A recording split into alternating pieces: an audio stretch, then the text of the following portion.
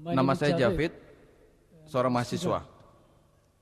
Saya ingin bertanya, pada satu tempat Quran menyebutkan bahwa manusia diciptakan dari sperma. Hal tersebut tidak bertentangan dengan ilmu pengetahuan. Tetapi di tempat lain, disebutkan juga bahwa manusia terbuat dari tanah. Bukankah kitab suci ini mengandung pertentangan dan bertentangan dengan ilmu pengetahuan?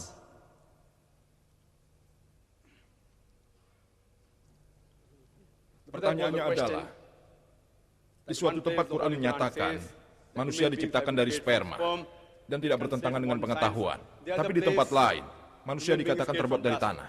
Dengan begitu, bukankah kitab suci ini mengandung pertentangan dengan ilmu pengetahuan? Satu sperma dan satu dari tanah. Kitab suci Al-Quran menyatakan dalam surat Al-Qiyamah, surat 75, ayat 37-39, dikatakan bahwa manusia diciptakan dari sperma, di mana sudah dibuktikan oleh ilmu pengetahuan.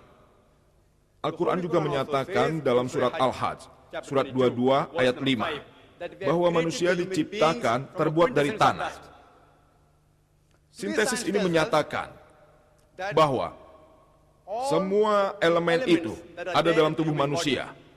Mereka hadir dalam bentuk lain dan merupakan hasil tanah dari bumi, dari alam. Pernyataan bahwa manusia diciptakan dari tanah secara ilmiah telah dibuktikan. Air adalah komponen dari tubuh. Bagian tersebut terkandung dalam bumi. Komponen tubuhnya terdapat dalam bumi dalam proporsi yang berbeda. Pertanyaan saudara yang kedua, apakah ada pertentangan? Sebab dalam Al-Quran manusia disebutkan dari sperma, di tempat lain dari tanah. Ini kontradiksi. Kontradiksi adalah dua pernyataan yang berlawanan dan saling tidak mendukung. Quran tidak hanya menyatakan manusia. Mereka terbuat dari sperma, di tempat yang lain dikatakan dari tanah. Akan tetapi hal ini juga dikatakan Al-Furqan, surat 25, ayat 54, bahwa manusia diciptakan dari air.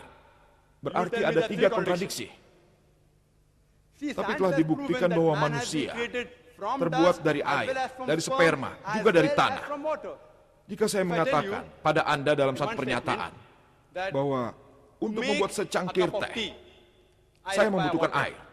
Tapi dalam pernyataan kedua, saya menyatakan untuk membuat teh, saya memerlukan sekantung teh atau teh bubuk.